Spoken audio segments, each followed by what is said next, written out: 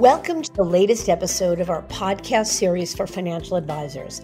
Today's episode is Democratizing Wealth Management, how the founder of $6 trillion CAIS helped drive growth in the alt space.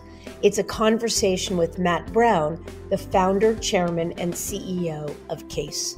I'm Mindy Diamond, and this is the Diamond Podcast for financial advisors.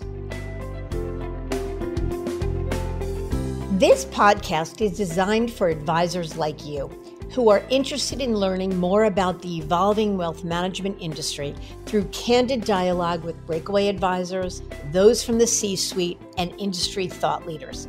It's available on our website, diamond-consultants.com, as well as Apple Podcasts and other major podcast platforms. So be sure to subscribe and share it with your colleagues.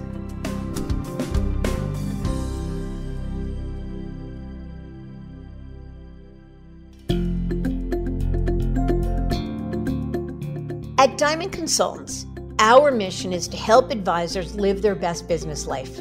We want every elite advisor to find exactly the right place for their business and their clients to thrive, whether it's at a wirehouse, a regional, boutique, or independent firm. As the industry's leading recruiters and consultants, we've transitioned more than $250 billion in assets under management in the past decade.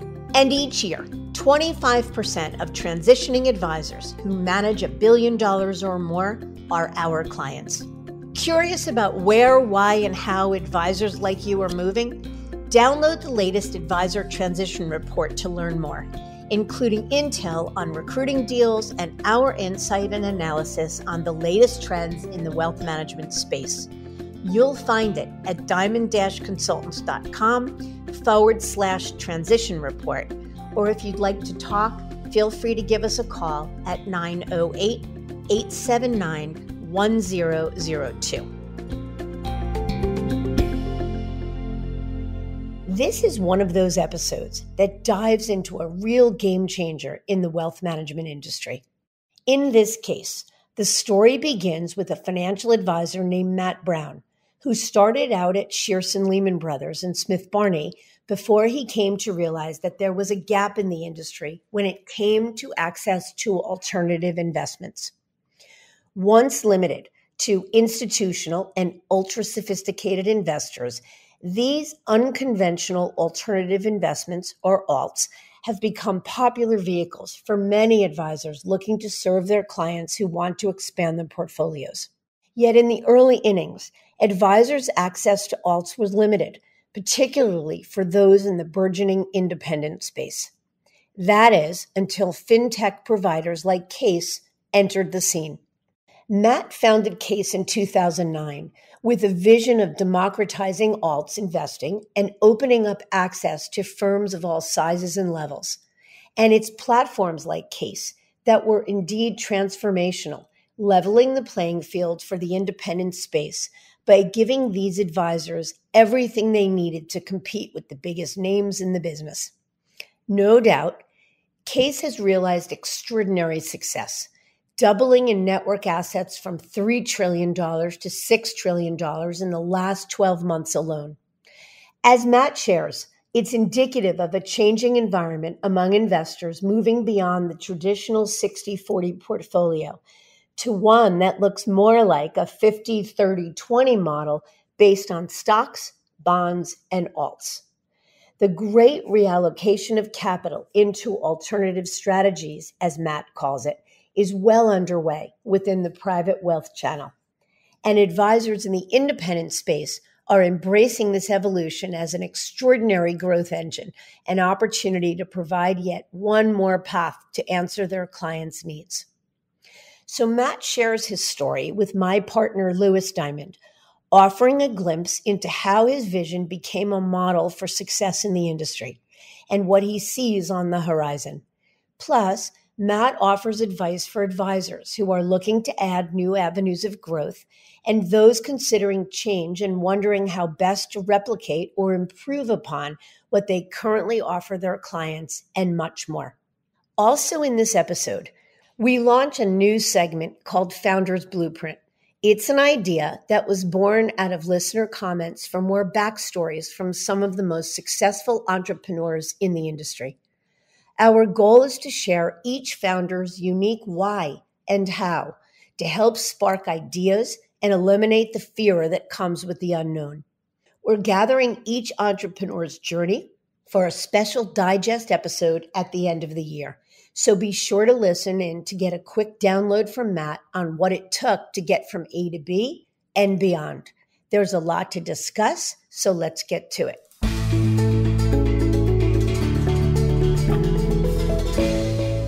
Matt, thank you very much for taking time out of your busy schedule to talk with us today. Oh, my pleasure. Thanks, Louis. Let's jump in. If you can share with us your background and what led you to found CAIS back in 2009. Sure. So I started my career at Shearson Lehman Brothers. I was a bit of an accidental financial advisor, took a job interview, was on the way to film school, and one thing led to another, and they offered me a job, and I went into the training program at a pretty young age, and that began the journey of really becoming a financial advisor, understanding what it meant to take that role. Then I moved over to the dark side, also known as the alternative investments world, for many years. And then in 2009, after really having the experience of both as a financial advisor and also being an asset manager in the alts world, really the idea of creating CAIS really came to me. And I always like to think that we're all just a collection of our experiences. And when you have been in the trenches on both sides, opportunities that maybe are less obvious become obvious. And that's really what happened. We had something called the global financial crisis that hit. And that's when really the idea of CAIS really took shape. I love what you said, that we're all just a collection of our experiences. I feel a very similar way. We talk with a lot of folks who they discuss the vision behind their company or breaking away from a firm. And maybe sometimes they regret either not doing something sooner, or maybe they had a unfortunate stop along the way. But I'm someone who's grateful for every experience, and what you learn and experience in different ways and different timing leads you to where you are today. So love that. So I'm curious. To me, every great entrepreneur has a why for founding their companies. It's a classic Simon Sinek quote. But what was your why for founding CAIS? Put another way, what was the gap you saw in the marketplace that you thought you could fill? I think the why is a really great question. So thanks for asking it. I'm a 3-time entrepreneur. Hopefully this will be the last time, but you never know. And being an entrepreneur, you're a bit wired to identify problems or gaps and come up with solutions. And what I saw in 2009 was, coming again from the experience of a financial advisor and also being on the alt side, that only a handful of wealth management firms really had access to alternative investments in an efficient way. Big firms, often called the wirehouses, they built platforms, they had process, they were able to onboard unique and interesting strategies. And ultimately that gave financial advisors a leg up or a competitive advantage to managing their clients' portfolio. So when you look at the highly fragmented independent wealth channel, the RIA community or the IBD community, they really just didn't have the same tools in their toolbox. So there was an unlevel playing field. So really the why, or the problem that we were trying to solve, was how can we arm all financial advisors? Because depending on where they sit shouldn't really make a difference. Their job is to take care of end client capital and really give them the tools they need to have that level playing field. So we thought that if we could come into market with a platform that really gave a financial advisor the tools to evaluate the efficiency to be able to execute the menu of selection of funds, that would then give them really a way to improve client performance and for the first time really be on par with some of their larger wealth management competitors. Well said. And it's so interesting that the companies you started in 2009, because we talk a lot about on the show the evolution of the industry, especially when it comes to the breakaway advisor segment. And in our view, it was the great financial crisis that was the initial catalyst, or the first shoe to drop, that led a lot of corner office, sophisticated advisors to consider alternatives outside of the major wirehouses. But a major part of that thesis and why we've seen a lot of movement towards the independent space is because of the levelized playing field that's happened with companies like yours, making it so that advisors who aren't part of a big institution had similar access to alternatives that they did when they were at UBS, Merrill, Morgan Stanley, et cetera. I guess I'd first thank you for having this vision and helping pave the way for this major breakaway movement we've seen. Well, it's funny that you mentioned breakaway. When we started CAIS, I don't believe that term really existed. And then it became very popular very fast because big advisors were, in fact, breaking away from large firms. Now it's just a term that we use every day. But you're right. I mean, there was disruption that happened. And of course, you never know what the future holds. We had no idea that the growth of the independent channel or the RIA space would be so big. But we're obviously the beneficiary of that. And we've helped so many firms recruit advisors from the wirehouses and help them through that transition window, especially the larger advisors where alternative investments are just foundational to how they manage client capital. So we got a little lucky with the trend on that, but I will say, and admittedly, that it took a lot longer than we thought. So patience is a virtue. It was a little bit lonely there for, I would say, 5 years, because in order for an idea to be great, you need to have other people want it too. We knew it was a good idea.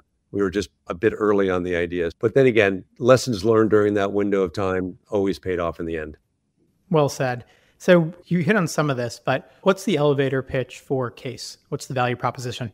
There's two today, but for the majority of the company, it was very much the CAIS technology platform will allow a financial advisor to have superior access to alternative investment strategies, built-in frameworks for due diligence, and operational efficiency when you execute a subscription document in alternative investments, and then a monitoring capability.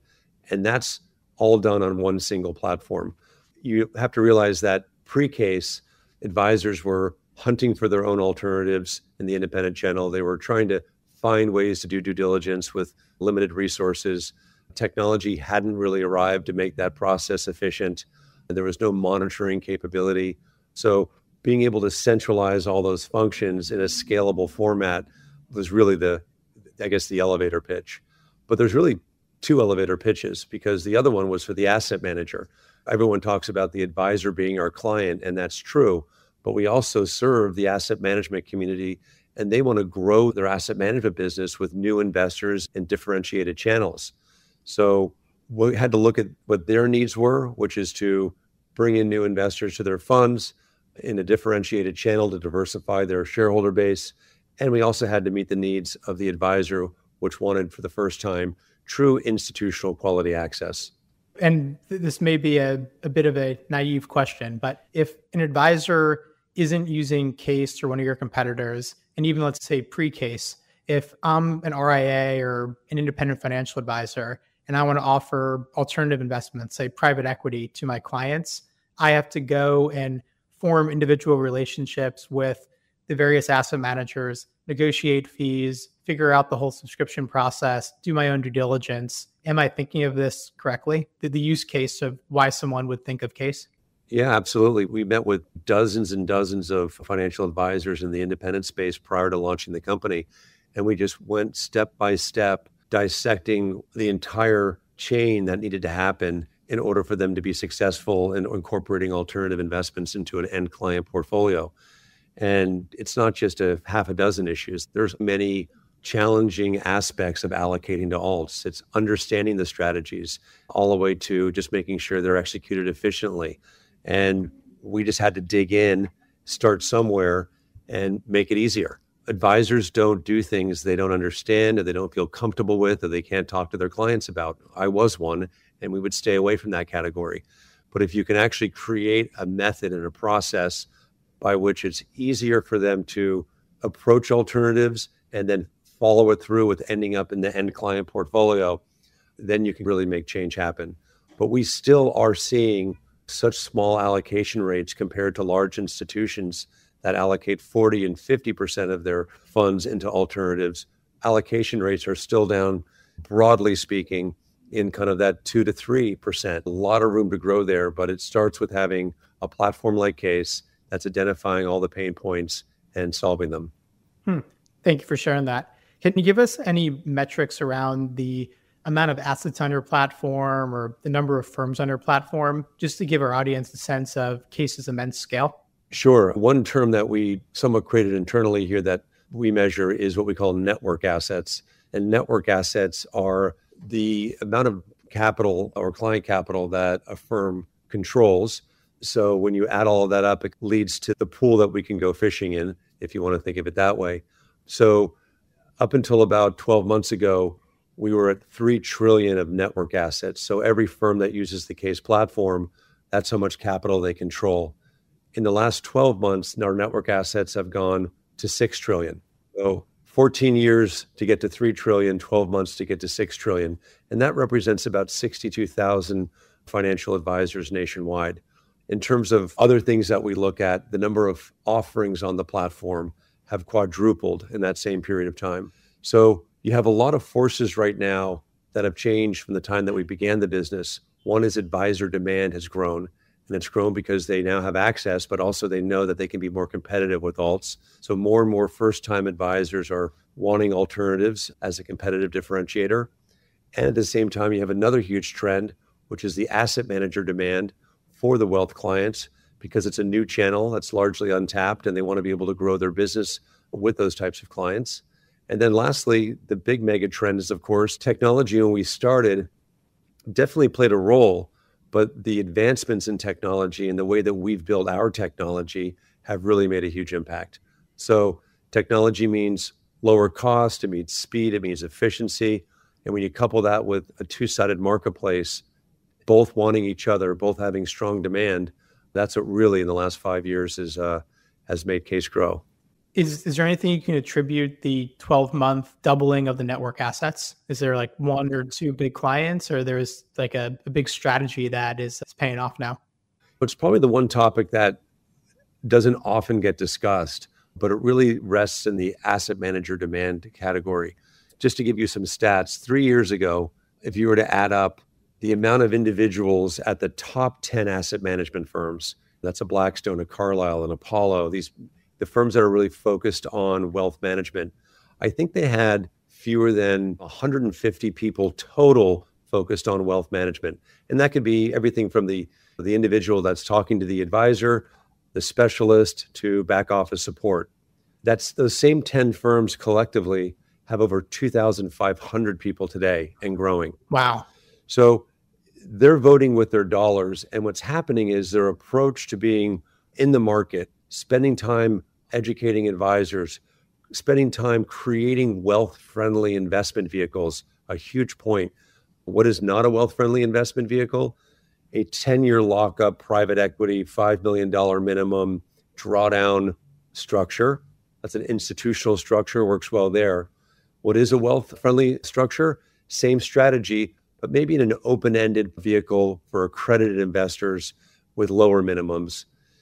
By retrofitting their businesses, focusing their attention, time, and capital on this space, and also creating products that match the needs of the advisors, it's driven a lot of adoption and demand. It's very interesting. So basically similar to your vision of CAIS, if you take away some of the barriers for folks to access alternatives, then more dollars will flow into the asset class. Absolutely. When we started CAIS, the amount of conversations we had with the asset management community that somewhat ended in but why do I care about this again? There are many. And maybe at the time they were right. They would hop on a plane and go to the Middle East and collect a big check, or meet with CalPERS and get a big check. No one really cared that the wealth management community, which is huge in terms of size and dollars, they just didn't care enough to spend the time to really go out and target this highly fragmented market. Now it's the number one agenda item on all these firms' mind. Very interesting. And I know just in my conversations with advisors that we have seen a massive jump in advisors who either alternatives is an important driver for making a change, wanting better access or more bespoke access, or who are looking to change firms and looking to find platforms that are equivalent or better so that they can bring over their alternative investment business. And that's been a huge jump just from my own anecdotal experiment.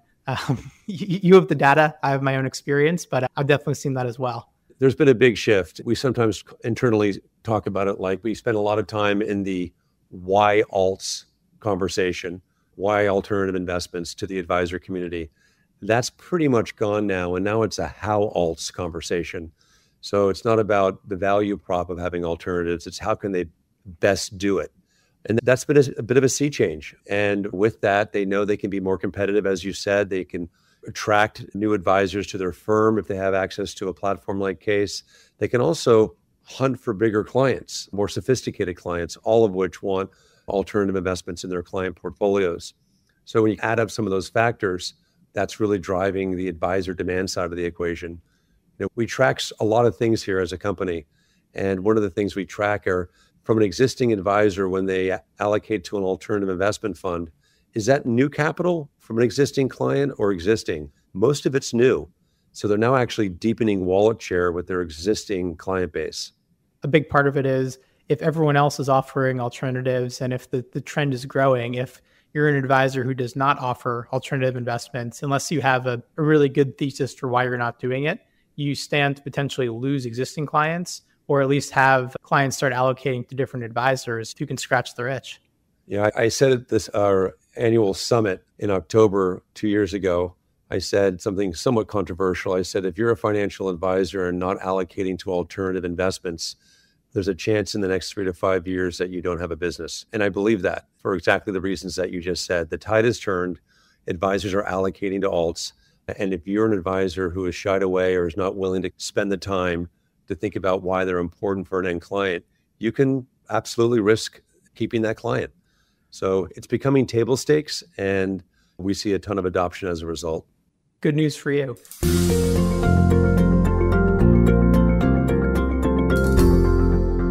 Let me ask you 2 questions about competitive positioning.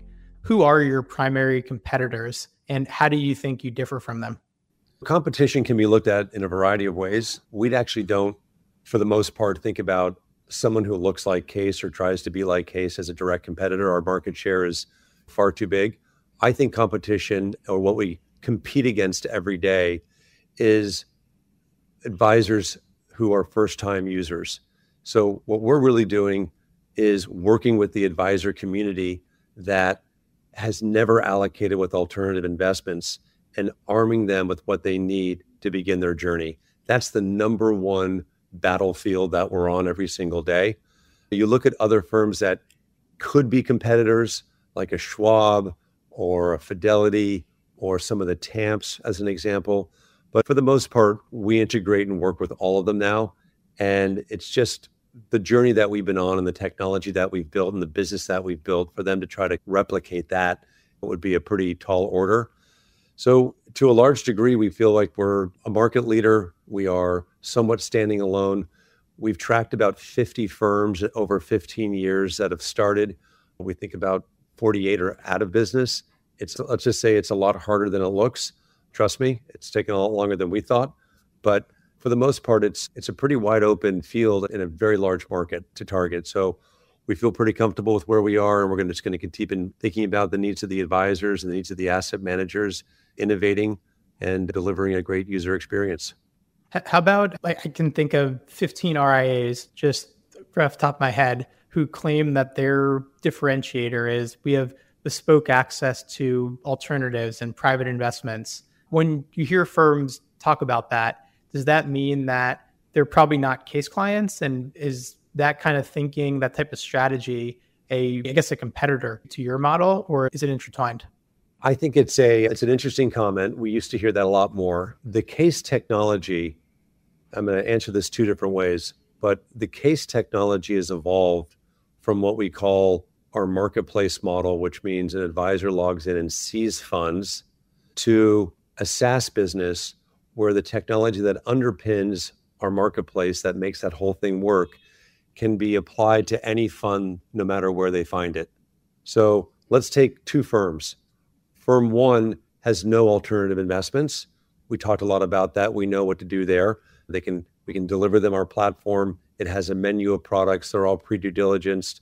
That menu is growing. It has great workflow tools. It's really turnkey. But let's take firm number 2. Firm number 2 has been allocating to alts for forever, and they have many of their own relationships. They take pride in seeking out, as you said, those kind of unique diamond in the rough opportunities. Well, now all of those funds that are not on the CAIS platform can actually be operationalized onto the CAIS platform just for them. So the two sides of our platform are SaaS solution for those who have their own ideas, and the other side, our marketplace, for those who want to seek out ideas, can either be joined together or kept separately. So back to your question, which is the 15 RIAs that believe that their finding of funds and unique ideas, they're as important to us as clients as anyone else. And we support them in their efforts. The macro, however, on this core question that you're asking, is that product selection and access is becoming commoditized. So that narrative is getting a little less and less each day. Where their real added value is not so much seeking out that diamond in the rough that I mentioned, but it's how they put it together. And so where they find the fund on the CAIS platform from their best friend's recommendation, that becomes less important, but how they actually assemble a basket of funds and deliver that into a portfolio for a better return, that becomes the competitive differentiation. It makes a lot of sense. Thank you for clearing that up. So basically, it's twofold. It's the technology that makes delivering alternative investments easier and more streamlined. That can apply to basically anyone who is using your marketplace to access alternatives or has their own stuff that they're finding. And then the other part is the access or the marketplace. So it seems like your solution can really bridge any independent wealth management firm, regardless of whether they're big into alts already or if they're new to the game. Yeah, that was a big turning point for the company when we realized that, and not to go too in the weeds on kind of terminology, but the technology that powers our marketplace as a pre-trade experience. Think of it as if you're on Amazon, you're shopping for a product, you're learning about the product, you're getting smarter on the product, you're comparing the product to another product. That's everything you want to do before you buy it. We have trade technology. Once you want to buy it, make it really easy and simple. And then there's post-trade technology, which is, okay, I've bought it. Now I have to monitor it. I have capital calls. I have reporting. I have data that I have to integrate with other systems. So the technology of the pre-trade and post-trade that used to power our marketplace now has just been dropped into a SaaS platform where effectively it's our marketplace wiped clean and they can add anything they want to onto it and have that same benefit. Very interesting. And while we're on the topic of the different business lines, I know I think it was late June or maybe even early July of 2024, there was a series of articles about CAIS dramatically lowering the cost of the platform to encourage more folks to utilize it, but also to bring alts in a much more cost-friendly manner to clients. Can you talk a bit about the pricing of the platform and certainly about that decision to radically rethink your own pricing strategy? Sure. Listen, it's a very important topic. I'll just give a brief background. We've been engaging in a conversation around the total cost of alternative investments with advisors, with asset managers, with custodians, with reporting platforms, and many other firms that are in the chain of an end client's ultimate performance. The assumption being that everyone in the chain is charging something. And we believe, just at a very high level, that costs need to come down over time in order to truly democratize access to alternative investments. When you start to add them all up, the impact on the return that the client gets is pretty significant. We can't, at CAIS, directly influence any other member in the chain, but we certainly can look at our own business and know where we can make an impact. We have a small part of our business, which is not meaningful in terms of overall revenue, that we build what we call a custom fund or a feeder fund for a wealth management firm that may want to build a proprietary product. One of those 15 RIAs that you just mentioned, they find 5 funds, they want it bundled into a single structure, and that structure needs to be managed. We will build that structure for them, and we will manage that structure for them. That's a valuable utility for the wealth industry. When we looked at the cost of being able to do that versus others out there that do that, and we saw the impact that our technology was making on driving costs lower, we had to ask ourselves, why are we still keeping the price where it is? We should actually lead by example in this total cost conversation and see if we can lower, at least in this area, price. And when we started to really look at what our core cost is, we were able to realize that we could probably drop by 75%. Wow. And we could also influence the other third parties that are part of that custom fund utility, such as custodians, administrators, auditors that make that utility important. We could use our scale and size to negotiate those fees that they charge lower. So we've been able to drop the total cost of alternatives when a wealth management firm wants to create a custom fund or feeder by 70, 80%. And that directly impacts to the benefit of the end client. That's incredible. You're going to see more of that soon. And we hope others look at their own business and follow us, because we think that this is a moment where if the big win for everyone, and meaning the big win for the end client, is to have a diversified portfolio, no longer the 60-40, but the 50-30-20, 20 being alts, we have to start having the cost conversation. I will tell you that we spoke to all the firms in the ecosystem on this topic. Everyone is 100% in agreement that costs need to come down. The only thing they don't agree with yet is who's going to lower it. So we're going to work with all of them and see if we can find a better way forward for the industry. Part of our mission is not just to democratize, but to democratize the right way. And we think the cost conversation needs to be had. Yeah, that is always one of the knocks or the resistance points to alternative investments, is that they're expensive. So if you could, they're never going to be as cheap as an ETF, I would assume. But if you could drastically lower it so that it's more approachable for clients and certainly advisors who are fee conscious on behalf of their clients, that's a major benefit to the industry. And I love that you're trying to lead by example here. Obviously, you make less money, hurts your profitability. But I like the thinking of, if we can expand the market, expand the overall pie, and still make a profit, that's better than making more money on a smaller pool of assets. And also, it's more aligned with our vision. Setting up a utility vehicle in and of itself really shouldn't be an activity for profit. Where you really want to be, at least as a platform like CAIS that's very technology forward, is we want to power holistically a wealth management firm's alternative investment experience. And for that, our revenue is right-sized. We just are identifying that one spot where it just seemed a little bit misaligned with our mission, and we needed to take the first step. I'm sure others who do that were not happy with that step that we took, especially if that's a bigger part of their business. But that is, I think, at least an important first step to change an industry. Well done.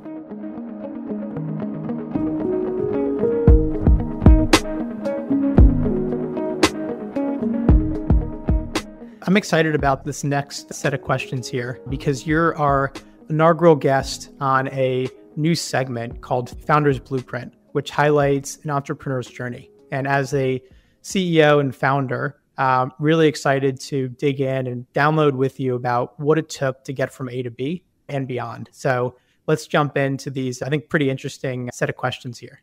So the first question in the segment is, was your primary motivation in starting CAIS financially driven or purpose driven? It was definitely purpose driven, but having investors and not being a nonprofit, we definitely had goals of being financially successful, but you're never going to get the passion that's required to stay in the game for long periods of time, or as I say, the grit to really be willing to go through the dark periods as an entrepreneur, unless you have the passion for the purpose. So we knew we could change an industry. We knew we could be innovators. We knew that if we did and were successful, it would be very rewarding. But it really does start with the mission and the purpose. A lot of companies, I think, that we've witnessed that have done a bit what we've done maybe lacked that, and maybe that's why they're not necessarily here. They didn't start with, hey, we want to see if we can actually level the playing field, help advisors always be on the right side of the fiduciary conversation, always think about their end client's best interests. So we definitely led with that. That served us well. It gained us the loyalty of the independent wealth community. And now, 15 years later, fortunately, we are in a spot where the financial rewards are here, and we're going to keep going, but never lose sight of the purpose or mission. I love when you're talking about lowering the fees on one of your products. You use the word mission very clearly, that you realize you look back to your mission, and that's what drove your decision. I think that's really powerful. Let me go to the next question. So if you can go back 1 year before you launched CAIS and 1 day before you launched the company, what would you tell yourself back in 2008 and 2009? So going back the day before I started CAIS, and despite the fact that I had started companies before, I don't think anything would prepare me for this journey. This has been an extended journey of figuring out at different points along the way, what needed to be done, how to stay in business, how to get access to capital. So I would say that the advice would be prepare for the long run, that you're in this for the long run. And this is not going to be a short-term kind of win. I had no idea that it's going to be this long. But again, as I said earlier, you can have the greatest idea in the world, but if no one else wants it, it's not a great idea. So I would very much give any entrepreneur the advice that you got to be willing day one to be in it for the long haul and demonstrate the grit that only perseverance over long periods of time can give you. And what were some of the biggest challenges you faced in the early days of the company, and how did you overcome them? It's across the board. I don't know if they're unique to CAIS, but when you're a startup, just trying to find talent to join you, obviously you're a pre-revenue company in many cases. You're a brand new company. You don't have a track record of success. You don't have clients. It's all the things that certain types of folks are not willing to join, but you want those skills on your team. So one big category was, of course, making sure that you could tell a big enough story that people would be willing to take a risk. You could prove that this was the right solution and attract talent. So attracting the right talent, we were fortunate in that category. Most of my partners have been here since the beginning and been willing to stick it out and be creative along the way. So I would say that was one of the biggest challenges. Getting your first clients. Like every technology business, you are somewhat in the early days promising what can come as opposed to what you have, and delivering in an honest way. We're here today, we're going here tomorrow, and building the trust and the relationship that they know you're not making that up, that you're actually going to truly make that happen. We were very fortunate to get a few key clients early, and the rest is history. But I got to say, unless you're unbelievably passionate about what you're doing, unless you have that purpose-driven mind frame and you have a great team of people and access to capital, you're going to be in a tough spot. And how did you initially attract your first clients? And since then, is there a strategy that has been most effective for growing the client base? Early on, it was hard. It was just plain hard on the wealth side. Some of it was because they didn't see the need for what we were doing. Some of it was because they didn't allocate to alternatives. Some of it was because they wanted to do it in-house. Technology wasn't a big enough differentiator from what maybe they were currently dealing with. So you had to really hone your skills as presenting a future where you could help them in a major way. Versus today, when you can demonstrate all those things and you have a track record of delivering, and you're always showing that you can innovate and solve problems, and you can prove multiple case studies of when that happened and why, it just becomes a lot easier. And then you overlay that with a market that actually wants the product, it just becomes a lot easier.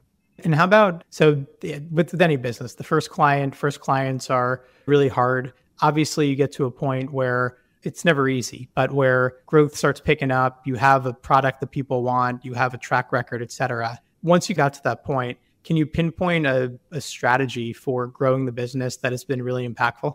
Yeah, the key change is when the technology of CAIS really started making an impact, and that we realized that we shouldn't only be talking to firms who want access to alternatives, but really firms that are looking for a holistic technology platform to optimize their business that wouldn't just do one thing. So when we built our SaaS business to be able to give the technology to everyone, regardless of where they were on the usage of alternative investment spectrum, that really has opened up on so many levels, doors that we thought were going to be closed for a lot longer. That was huge. I think the support that we gave to the asset management community and the years of kind of education on here's the opportunity in this market, here's what you need to do to compete in the market, here's how you should design a team and a product, here's the type of investment it will take, has really paid off. We spent a lot of time actually working with the asset management community, getting them ready to go into market in the wealth community. So really working with both sides. Then, of course, on the advisor side, constantly demonstrating that benefit list that we went through, new clients, deepen wallet share, more competitive, able to attract better advisors. So it was a lot of ground level education on all sides while delivering on the technology promise. Well said. And along the way, can you point to a mentor who has significantly influenced your success, or maybe a book you read, just something or someone that has really helped shape who you are and who CAIS is? I would start by looking inward first to answer that question. I think that many people who have built businesses do have mentors, and of course I do, and I've watched the careers of many great men and women. But the experience at CAIS that I've had with, of course, being the entrepreneur behind the idea, there's a lot of gratification in that. But really, what happened was that my great partners came in, took an idea that I led with, made it their own, and then took it to a place that I couldn't even imagine. And when you have that magic happen, where you have such passionate co-founders that are willing to really put their arms around an idea and make it their own, and then be willing to invest and innovate around it, my hat's off to my partners. They teach me something every day. They're constantly coming in my office and saying, have we thought about this? Have we thought about that? It's truly that team that has, the company alive and where it is today, but also kept me thinking all the time and really has been a huge support. Thank you for sharing that. I like that answer. Very refreshing.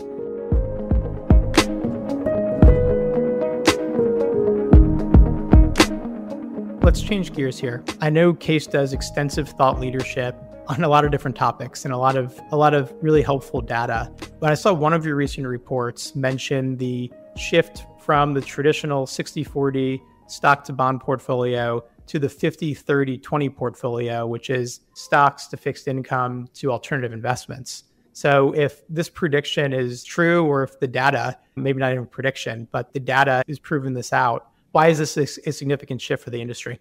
Well, this is very significant. The largest institutional investors in the world allocate between 30 to 50% in alternative investments, and their portfolios see the benefit of that.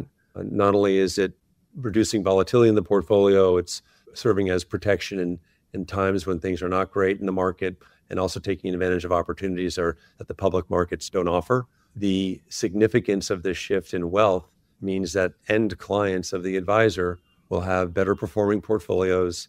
They'll be able to generate and protect their wealth in a way they haven't been able to do before.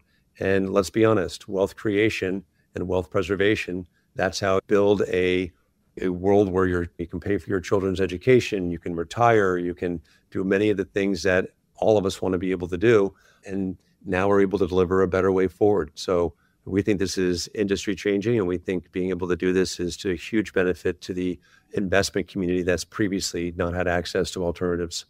I would assume too, from a selfish viewpoint, if all of a sudden 20% of portfolios are in alternative investments, that's a very good thing for your business, because that means there's a much larger pool of assets being allocated to alternatives.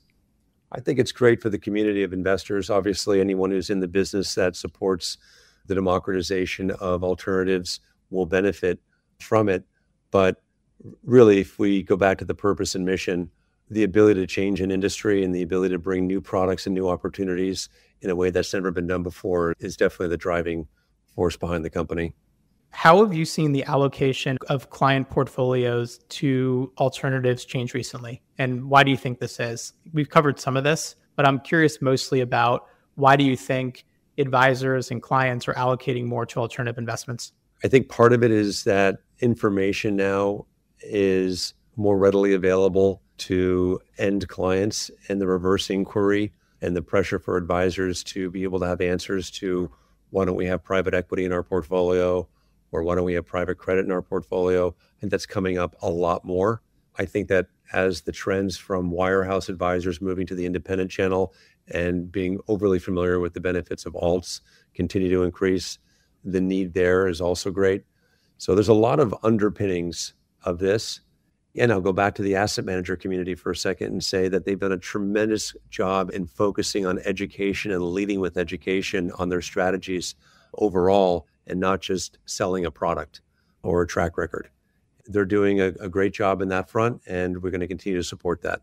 And how do you see alternatives impacting advisor growth? You mentioned earlier that you track a lot of things within your company, but one of them is, were the new dollars that came onto the platform, was it from like a reallocation of existing assets, or were they new assets, the firm in your network? So clearly you're seeing that growth does happen when advisors all add alternatives, but how do you see this happening, and why do you think it is?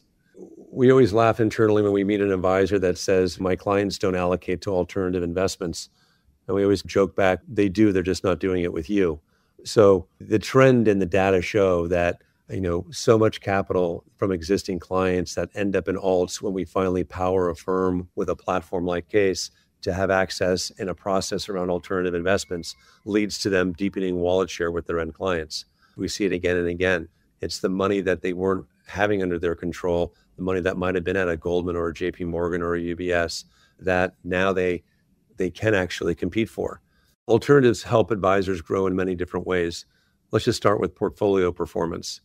A financial advisor's job is to maximize the returns of their clients' portfolios within the risk parameters of the end client.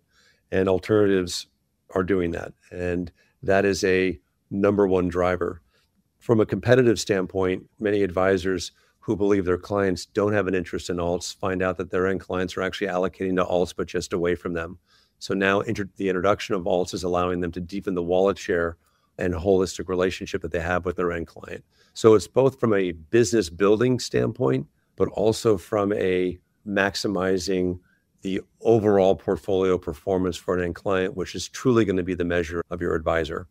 Interesting. So to paraphrase, it's the performance benefits of alternatives. And if an advisor is growing their business by client assets growing and, of course, happier clients, that's one lever. The other one is increased wallet share. And also, I'd say protecting your flank, that if you're not offering alternative investments, you risk someone else coming in and being able to offer something that you're not able to. That's right. And since now, most firms that I speak to and will introduce advisors to, they have access to alternative investments. And many are probably CAIS clients and many aren't. So as more and more advisors use alternatives, do you think the differentiator factor goes away? Because then it becomes table stakes, and just like every advisor can offer ETFs or performance reporting tools, do you see alternatives getting to the point where it's no longer a differentiator, it's more of just a must-have that every advisor has or will have access to? Well, that's definitely the goal. We would love it to see a day where it's not a question of should we use alternative investments, but it's just a question of how we do it and how we implement it. And that's why, from the CAIS perspective, we're focusing on platform features that allow us to really deliver additional value beyond product access. We do think product access is getting commoditized, as I mentioned. So things that we're doing in that category are more educational material, all the things that are really arming the advisor with the tools that they need to even be better at allocating to alts. We do see a time where an alts allocation really just is table stakes. And we want to make sure that we're willing to go to the next level and say, okay, if you believe that and you're currently allocating to alts, how can we actually maximize that? Yep, I think that's a great answer. This question is somewhat related to what you said about access to products becoming commoditized. But I'm really curious to hear your take, given your expertise in building CAIS. But we talk with a lot of advisors who are practicing at a major wirehouse or private bank or major financial institution. And they claim that they have way more alternative access than they know what to do with, right? There's all these different managers and strategies, and like it's never a problem that we have too many choices. How do you think this compares to clients that are independent on the CAIS platform? Like, I guess, does that dynamic make sense that advisors at the big firms have plenty of access? Or do you believe that folks in the CAIS platform have more access? It's an interesting question. The CAIS menu, we would think, is bigger and more robust than any one firm, because from the perspective of the asset manager, we represent thousands and thousands of firms, and their desire to want to have their strategies made available to more firms allows for that and allows for our menu. At the same time, we have to be thoughtful on not having everything. So menu management is important, and the differentiation between the top managers versus each other versus in that second and third tier down from a performance standpoint, we can spend our time at the top of the pyramid. But again, I do go back to, if you really spend time with the asset management community, they're not going on a platform exclusively, and we don't encourage them to do that either. I think some asset managers believe that if they come onto the CAIS platform, we will want them to be exclusive to CAIS, and we actually turned that upside down and said, no, we want you to help democratize your product into the channel. Wherever you think you can do that responsibly, do it, we obviously want you to be on the CAIS platform too. So with more and more of that as the going forward philosophy for the asset management community, again, the concept that preferred access or we have unique access does go away and it does lessen. It becomes more about the how, more about what you can do with the access, what tools you have to be able to do something differentiated with the access, not about the access itself. Interesting. So very simply, if you had an advisor who approached you from a Morgan, Merrill, UBS, a firm like that, not to pick one firm specifically, and they said, if I use CAIS and I'm running my own RIA, will I have more or less options in alternative investments than I do today at my firm? Typically, what would be the answer to that? Well, the answer would have to be yes, not only because of what we have on our marketplace menu, but again, any other fund that they want, they have the ability to put on the CAIS platform. So there is no limit. The only limit would be if they added a fund that was not on our marketplace platform and didn't go through the due diligence process, it would only be made available to them. And as a registered financial advisor, they're obviously signing off that this is good for their client and they're responsible for the due diligence themselves on the SaaS platform. That makes a lot of sense. So on the marketplace side, there's potentially more access, but what makes it really powerful is an advisor can bring any alternative investment within reason to the table, which is very different than if you're practicing at a captive firm where you can only recommend options that are already on the platform. So that's really the power of the platform is the ability to bring in unique strategies that may be on the platform or may not be. That's correct. We don't believe that CAIS should be the place that you find everything that you want. You're going to find a lot of great strategies, a lot of great asset managers and their products, but we also want to give a pathway and recognition that advisors have their own relationships and their own ideas, and they can be added and have the same benefit of our technology, but those funds will be just for them. Makes sense. 2 more questions, and then we'll let you get on with your day. What's an exciting innovation or innovations within alternative investments that you think advisors and their clients will benefit from? I think on the product structuring side, there's been a lot of really interesting new fund vehicles that are allowing more and more investors to gain access to great alternative investment strategies. A lot of the asset managers are really spending a lot of time thinking about evergreen structures. Sometimes they're BDCs or REITs or interval funds that really appeal to the accredited investor. So not the qualified purchaser minimum, but a net worth that's well below that. I think that innovation in and of itself, which will continue to happen and grow, it is an industry change that has had a big benefit on opening up new pathways for almost all investors. In the next 3 to 5 years in that space is going to be huge. Some of those are actually even available by a ticker symbol, meaning you can buy it like a mutual fund or an ETF. So there's been a constant push from the community to not just have alternatives only for the super wealthy, but for many investors that previously couldn't qualify based on their net worth. They're also opening up new lanes based on education and background. As the saying goes, just because you're rich, you're not always smart. And I think that is true. So the ability to look at someone's educational background, they may have chosen to work in the nonprofit world their entire life, but have their degree in finance. So we have to start looking at the individual and the qualification, not just blanket net worth qualification. So a lot of change in product structuring on qualification. And of course, technology is just making everything easier, faster, and less expensive. I mean, all those trends seem to fit directly into your mission, which is to democratize alternative investments for more and more end clients. So if you make it simpler for them, you make it cheaper, and you take down some of the gating factors that prevent a lot of folks from gaining exposure to the asset class, that ultimately it seems like you're very well positioned to take advantage of your initial mission for founding CAIS. That's right, Louis. We always say access for access sake is not great. We've seen a few technology, fintech firms provide different types of access to different types of things and didn't necessarily think through the safeguards of what that meant. But we believe responsible democratization of alternative investments does benefit all investors. Well said.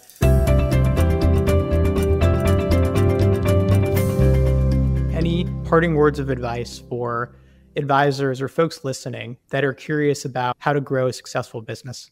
Number one, do not listen to your critics. When you're starting something new, it is so much easier for someone to say it won't work than it will work. When I started CAIS, I think it was 10-1. And I know who the ones are that said it was a great idea. And if it worked, it could change the game. And the other 9 said, it'll never work. And by the way, mathematically, they may be right. But you just have to have the conviction. Don't listen to the critics. There's a good chance if you're successful, they'll all remind you that they were supportive. And just go for it and do whatever you can do to stay focused, have a close relationship with capital, have great partners, and keep the conviction on the mission. Amazing. That was extremely helpful. Great way to end a very informative show. So Matt, thank you very much for joining us today.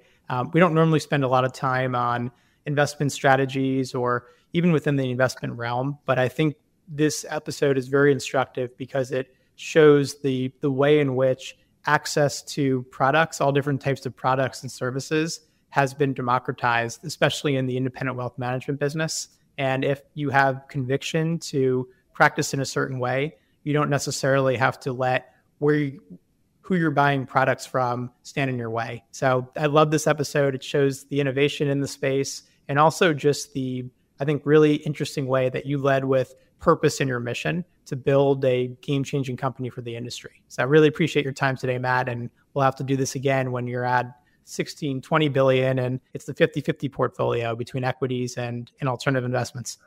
I hope I'm around long enough to see that moment, but thank you so much. This has been great. You guys did a wonderful job in preparing. You clearly knew CAIS and asked amazing questions. So thank you for your time, and let me know if I can ever come back and give you chapter 2. You got it.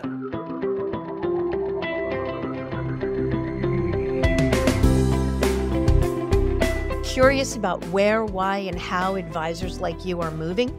Download the latest Advisor Transition Report to learn more, including intel on recruiting deals and our insight and analysis on the latest trends in the wealth management space. You'll find it at diamond-consultants.com/transition report. Or if you'd like to talk, feel free to give us a call at 908-879-1002.